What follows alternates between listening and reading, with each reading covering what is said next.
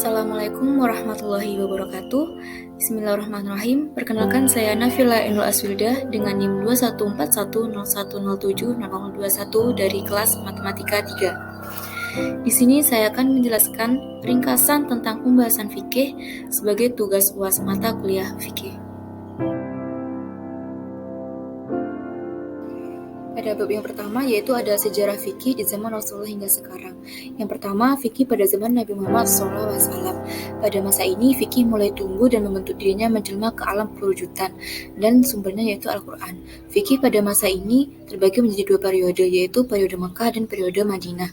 Periode Mekah, Nabi telah mencurahkan tauhid ke dalam jiwa masing-masing individu dalam masyarakat Arab, serta memalingkan mereka dari memperhamba diri kepada berhala. Nah, selanjutnya periode Madinah. Pada masa ini umat Islam berkembang pesat dan pengikut terus bertambah. Selanjutnya fikih pada masa sahabat. Dalam memutuskan hukum, sahabat tidak sendirian, tetapi bertanya terlebih dahulu kepada sahabat lain, takut jika ada yang keliru. Nah, sikap ini menunjukkan bahwa penafsiran terhadap Al-Quran bukan hak mutlak sahabat. Selanjutnya, keputusan diambil dari hasil konsensus yang lazim yang disebut ijma'. Dan yang ketiga ada fikih pada masa tatwin dan taklik. Pada masa tatwin, berkembangnya ilmu pengetahuan di dunia Islam menjadi faktor utama dalam mendorong perkembangan hukum Islam. Nah, yang kedua ada taklik. Masa ini masa ketika melemahnya para ulama ketika semangat dalam melakukan ijtihad mutlak dan mereka kembali pada dasar tasyri' yang asasi dalam istibatan hukum dari nas Al-Quran dan As-Sunnah. Yang keempat ada fikih pada masa tokoh dan mazhab. Masa ini fikih mengalami perkembangan yang begitu pesat dan melahirkan mazhab-mazhab yang besar pula. 4 orang imam telah melahirkan mazhab, yaitu mazhab Hanafi, Maliki, Syafi'i, dan Hambali. Keempat mazhab ini berbeda-beda dalam menghasilkan hukum fikih. Perbedaan tersebut bukan dibuat agar karya-karya Islam, namun melalui pengambilan dalil, penggunaan nilat, penentuan rukun atau syarat, wajib, sunnah, makruh, dan lain sebagainya. Dan yang terakhir, fikih pada masa modern. Bila dikaitkan dengan hukum Islam, modernisasi diartikan sebagai upaya yang sungguh-sungguh untuk melakukan interpretasi ulang terhadap pemikiran hukum Islam generasi mujtahid terdahulu, karena tidak sesuai lagi dengan perkembangan situasi masyarakat dan tuntutan zaman. Selanjutnya, memahami definisi dan urgensi ilmu fikih. Pengertian fikih yaitu secara bahasa artinya pemahaman yang benar tentang apa yang diharapkan. Selanjutnya, hukum-hukum syariat yang bersumber dari kitab Allah. Yang pertama, hukum yang berkaitan dengan ibadah kepada Allah. Yang kedua, hukum yang berkaitan dengan masalah keluargaan. Yang ketiga, hukum yang berkaitan dengan perbuatan manusia dan hubungan di antara mereka. Yang keempat, hukum yang berkaitan dengan kewajiban pemimpin. Yang kelima, hukum yang berkaitan dengan hukuman terhadap pelaku kejahatan. Yang keenam, hukum yang mengatur hubungan negeri Islam dengan negeri lainnya. Dan yang terakhir ada hukum yang berkaitan dengan akhlak dan perilaku. Soalnya mata pelajaran fikih bertujuan untuk membekali siswa agar dapat mengetahui pokok-pokok hukum Islam secara rinci dan menyeluruh, berupa dalil akli maupun dalil nakli. Nah, selanjutnya urgensi ilmu fikih. Ilmu fikih dalam Islam sangat dibutuhkan. Dengan kata lain, urgensinya tidak perlu diragukan lagi. Nah, selanjutnya ada realitas. Realitas ini ada kepentingan ibadah, adanya ilmu faraid, dan fikih adalah pembahasan besar agama. Selanjutnya adalah sejarah aliran ilmu fikih. Nah, sejarah munculnya aliran ilmu fikih yang pertama pada wafatnya Rasulullah SAW pada tahun 632 Masehi. Umat yang masih tergolong kecil, yaitu bangsa Arab, dihadapkan persoalan siapa pengganti Rasulullah selanjutnya. Yang kedua yaitu ada kelompok ahlul hadis dan kelompok ahlul ra'yi, dan yang terakhir ada perselisihan antara kelompok Ansor dan Muhajirin dengan kelompok Syiah. Nah, selanjutnya jenis-jenis aliran ilmu fikih. Nah, yang pertama ada aliran Syafi'iyah. Aliran ini disebut juga aliran jumhur ulama. Aliran ini disebut Syafi'iyah karena Imam Syafi'i adalah tokoh pertama yang menyusun usul fikih dengan menggunakan sistem ini. Selanjutnya ada aliran Hanafiyah. Aliran ini banyak mempertimbangkan masalah-masalah furu' yang terdapat dalam mazhab mereka. Nah, yang ketiga ada aliran Muta'akhirin. Nah, aliran ini adalah gabungan dari aliran Syafi'iyah dan juga aliran Hanafiyah. Para ulama yang menggunakan aliran ini adalah para ulama dari kalangan Syafi'iyah dan juga Hanafiyah. Nah, yang terakhir ada pengaruh aliran-aliran ilmu fikih terhadap pendekatan hukum Islam. Dalam memahami suatu nas atau dalil dalam mengatasi masalah perbedaan, dan dari ketiga perkembangan yang telah dijelaskan, semua itu memiliki pengaruh baik dari segi proses maupun hasil hukum. Bab selanjutnya yaitu ada taklid, talfik, dan itiba. Yang pertama ada taklid. Taklid secara istilah adalah mengikuti seseorang dalam mengambil suatu hukum tanpa melakukan ijtihad dalam memutuskan sebuah hukum dan juga tidak menggunakan dalil. Hukum-hukumnya yaitu ada haram, wajib, dan boleh. Dan selanjutnya ada taflik. Taflik artinya menyeimbangkan atau menyatukan dua sisi yang berbeda. Meskipun tergantung pada istilah, taflik memperoleh atau mematuhi hukum atau peristiwa dengan mengambilnya dari mazhab yang berbeda.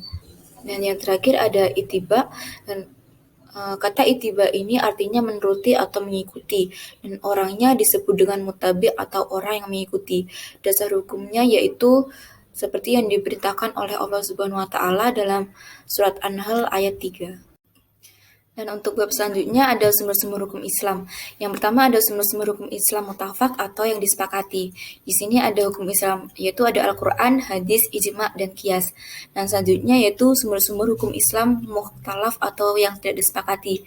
Di sini ada ihtisan, masalah mursalah, istisab, urf atau adat kebiasaan.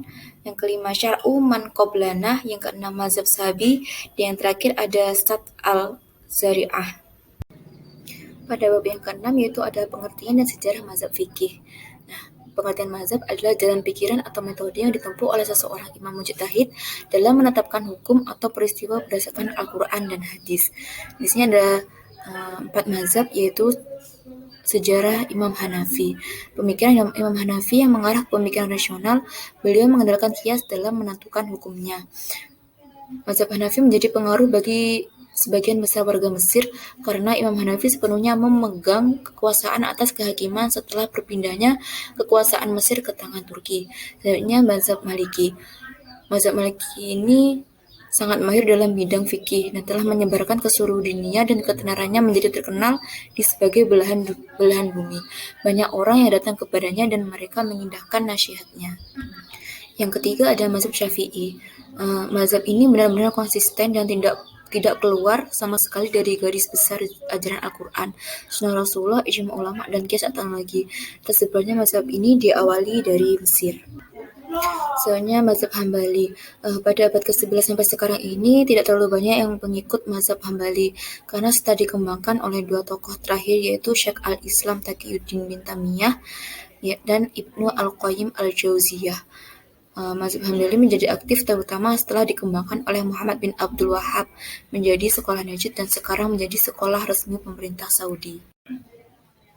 Lanjut pada bab yang ketujuh yaitu fikih dan syariat.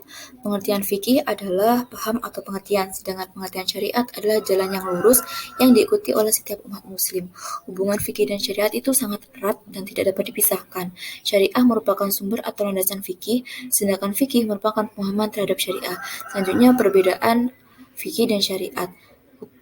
Kalau syariat adalah hukum Islam yang bersumber dari Al-Quran dan Sunnah yang belum dicampuri daya nalar, sedangkan fikih adalah hukum Islam yang bersumber dari pemahaman terhadap syariah atau pemahaman terhadap nas, baik Al-Quran maupun Sunnah. Pada bab ke-8 ini ada fikih dan usul fikih. Yang pertama, fikih merupakan produk nalar dari mujtahid. Usul fikih merupakan kaidah yang mendasari diraihnya kemampuan kaidah yang menguasai hukum-hukum perbuatan. Nah, perbedaan fikih dan usul fikih yaitu fikih ilmu yang membahas tentang hukum aktual, sedangkan usul fikih adalah ilmu tentang aturan dan pembahasan. Ruang lingkup fikih adalah semua hukum yang berbentuk amaliyah untuk diamalkan oleh setiap mukallaf.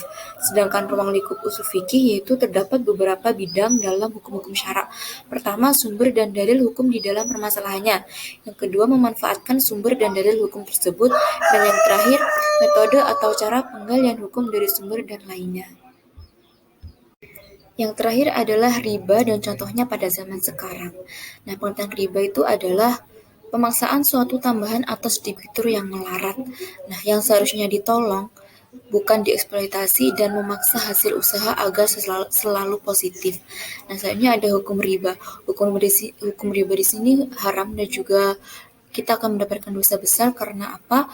Karena hal ini tuh bertentangan dengan prinsip ajaran Islam yang sangat peduli dengan kelompok-kelompok sosioekonomi yang lebih rendah, agar kelompok ini tidak dieksploitasi oleh orang-orang kaya atau pemilik dana. Itu ada macam-macam riba.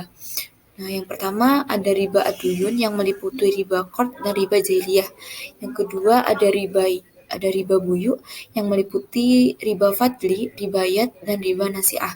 Nah, pada Sekarang ini terdapat contoh dari riba, yaitu pegadaian, transaksi jual beli, pinjaman bank, kredit kepemilikan rumah, kredit kendaraan bermotor, jual beli emas online, praktek kartu kredit, jual beli emas dengan cara kredit, dan memberi hadiah berbentuk hutang. Nah, cara menghindari riba dalam kehidupan sehari-hari, yang pertama, mengerti dan memahami bahaya dari perbuatan riba tersebut. Yang kedua, mengalihkan atau memindahkan tabungan dan kredit ke bank syariah. Dan yang terakhir adalah milikilah sifat bersyukur. Sekian penjelasan dari saya. Mohon maaf bila ada salah kata. Terima kasih. Wassalamualaikum warahmatullahi wabarakatuh.